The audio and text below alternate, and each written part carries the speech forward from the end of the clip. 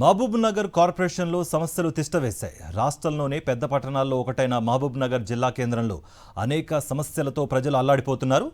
అంతర్గత రహదారులు, ట్రాఫిక్ సమస్యలు వేధిస్తున్నాయి. లోతట్టు ప్రాంతాలు, మురికివాడల్లో కనీస వసతులు లేక అవస్థలు పడుతున్నారు. కార్పొరేషన్గా మారిన మహబూబ్ నగర్ పరిస్థితిలో ఎందుకు మార్పు రావడం లేదు? ప్రజలు ఏం చెప్తున్నారు? ఎంతో చరిత్ర ఉన్న మహబూబ్ నగర్ మున్సిపాలిటీ ఇటీవలే కార్పొరేషన్గా మారింది. ఏళ్లుగా తిష్టవేసిన సమస్యలకు పరిష్కారం దొరుకుతుందని నగరవాసులు సంబరపడ్డారు. కానీ మున్సిపాలిటీ నుంచి కార్పొరేషన్గా హోదా మారింది, కానీ పరిస్థితులలో ఎలాంటి మార్పు లేదు.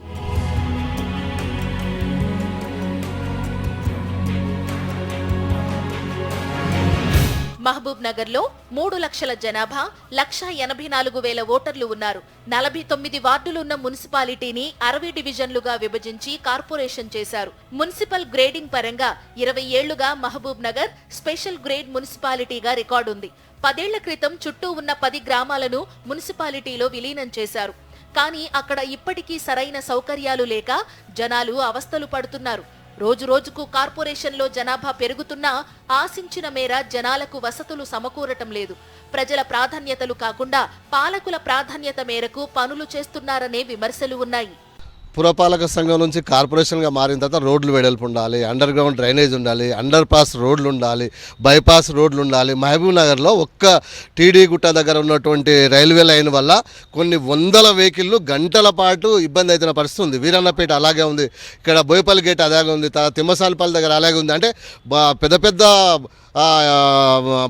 ధనవంతులు నిలబడే కాలనీలు కానీ అవే అభివృద్ధి అనేటువంటిది కాదు. సామాన్య మానవులు నివసించేటువంటి వీరన్నపేట కావచ్చు, పాతపాలమూరు కావచ్చు, ఇటు జగజీవనగర్ కావచ్చు, అటు మోతీనగర్ కావచ్చు, ఇట్లాంటి స్లమ్ ఏరియాలను అభివృద్ధి పరిచినప్పుడే ఇది పురపాలక సంఘంగా కార్పొరేషన్గా అభివృద్ధి.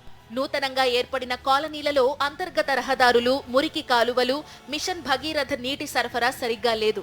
వ్యాపారులు, కూలీ చేసుకునే వాళ్లు, విద్యార్థులు ఇలా వేలాది మంది నిత్యం ఇతర ప్రాంతాల నుంచి మహబూబ్ నగర్లోకి వస్తారు. పెద్ద ఎత్తున వాహనాలు వస్తుండటంతో ట్రాఫిక్ సమస్య ఎక్కువయింది. ఉదయం, సాయంత్రం సమయాలలో కిలోమీటర్ దూరం వెళ్లాలన్నా గంటల తరబడి ఉండిపోయే పరిస్థితి వచ్చిందని వాపోతున్నారు నగరవాసులు. ముఖ్యంగా రోడ్లు లేవు. బయటికి వెళ్ళి వస్తున్నటువంటి ఇప్పుడు రాయచూరు కానీ, తర్వాత ఇక్కడ నుంచి కల్వకుర్తి కానీ వచ్చిన హెవీ బండ్లని కూడా టౌన్లోకి వెళ్ళి పోయే పరిస్థితి ఉంది. కాబట్టి ముఖ్యంగా దీనికి రింగ్ రోడ్ ఒకటి అవసరం. ఒకటైతే 700 పై చిలుకు కోట్లతో ఒకటి ప్రారంభించింది, ఏది మన కల్వకుర్తి చించోలు ఆ రోడ్. దానికి అనుగుణంగానే ఇంకొకటి కూడా రోడ్ ఉంటే ఈ ట్రాఫిక్ సమస్య పరిష్కరించే అవకాశం ఉంటుంది. కాబట్టి మరోవైపు రోడ్డుకు ఇరువైపులా చిరు వ్యాపారులు ఆక్రమణలు చేసి వ్యాపారాలు సాగిస్తుండడం కూడా ట్రాఫిక్ సమస్య తీవ్రతకు కారణమవుతుందని చెప్తున్నారు. రోడ్లు, ట్రాఫిక్ తో పాటుగా పారిశుద్ధ్య సమస్య తీవ్రంగా ఉంది. 2 సడకులు రోడ్డు సమీపంలో డంపింగ్ యార్డ్ ఏర్పాటు చేశారు. కార్పొరేషన్లోని వివిధ కాలనీల్లో సేకరించిన చెత్తను అక్కడికి తరలించి బహిరంగ ప్రదేశంలో కాల్చుతున్నారు. దీంతో టీడీ గుట్టు, వీరన్నపేట, చిన్నదర్పల్లి, న్యూగంజ్, ఫైర్ స్టేషన్ ప్రాంతాల్లో జనాలు తీవ్ర ఇబ్బందులు ఎదుర్కొంటున్నారు. వర్షాకాలం వచ్చిందంటే లోతట్టు కాలనీలోని జనాలు వణుకుతున్నారు. ప్రతి ఏటా ఇళ్లల్లోకి నీళ్లు చేరి రోజుల తరబడి మురికి నీళ్లు నిలుస్తుండటంతో దోమలు పెరిగిపోయి రోగాల బారిన పడుతున్నామని జనాలు గగ్గోలు పెడుతున్నారు. రామయ్య బౌళి, కుర్విహిణిశెట్టి colony, BK Reddy colony, Shivashakti Nagar తదితర కాలనీల్లో వర్షాలు వచ్చినప్పుడు నిద్రలేని రాత్రులు గడుపుతున్నామని వాపోతున్నారు. కొత్త చెరువు కావచ్చు, ఈ పెద్ద చెరువు కావచ్చు, ఇవి కొంచెం ఎత్తు ప్రాంతంలో ఉన్నాయి. దానికి దిగువ ప్రాంతంలో ఉన్నటువంటి లోతట్టు ప్రాంతాలు ఏవైతే ఉన్నాయో అవి ముంపున గురై ప్రతి సంవత్సరము ఏదో రకంగా మంది అయితే బాధలు అనుభవిస్తూ ఉన్నారు.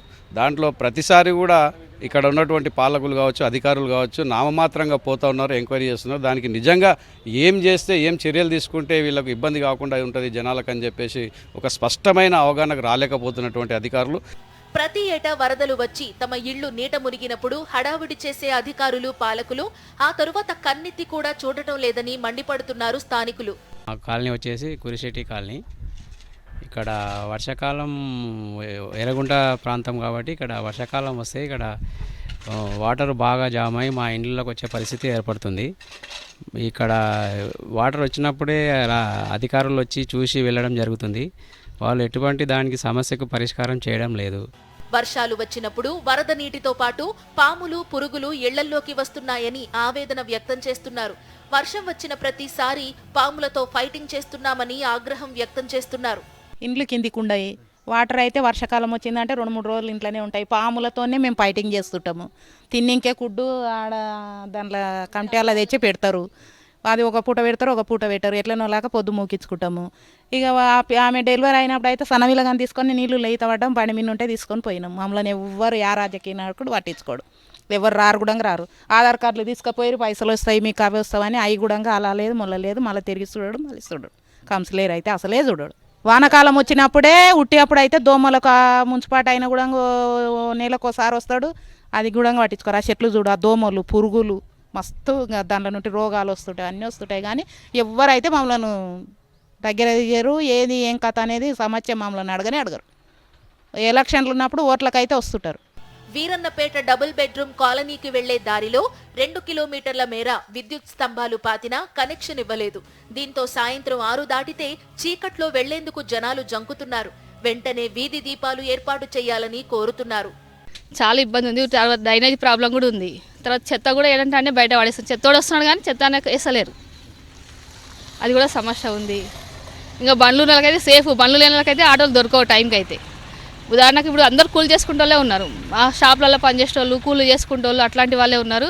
వాళ్ళకు కూడా ఇబ్బంది, టైంకు రావు అసలు ఆటోలు. లేవు సార్ అస్సలు. ఆడికెళ్ళి ఇటు వరకు అసలు యాదవ్ కమిటీ వాళ్ళకి వెళ్ళి ఇటు వరకు అసలు ఇట్లా లైట్లే లేవు.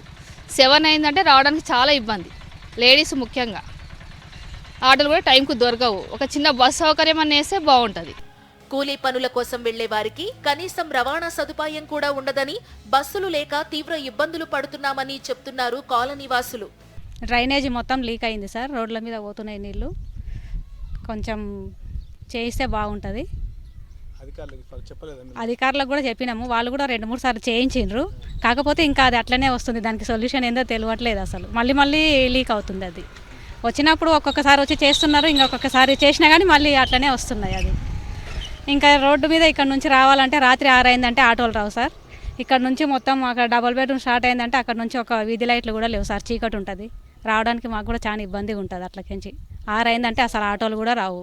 వేసవిలో తాగునీటి ఇబ్బందులు లేకుండా అన్ని చర్యలు తీసుకుంటున్నామని corporation special officer, local bodies joint collector Shivendra Pratap తెలిపారు. కార్పొరేషన్లో పారిశుద్ధ్యం విషయంలో అదనపు సిబ్బంది అవసరం ఉందని, వారిని నియమిస్తే పారిశుద్ధ్య సమస్య తీరుతుందని కమిషనర్ మహేశ్వర్ రెడ్డి వివరించారు.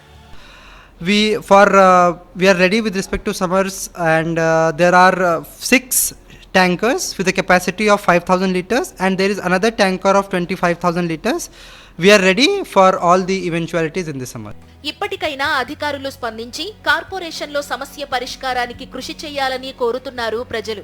సమస్య వచ్చినప్పుడే హడావుడి చేయకుండా సమస్య రాకుండా శాశ్వత పరిష్కారాన్ని చూపాలని వేడుకుంటున్నారు.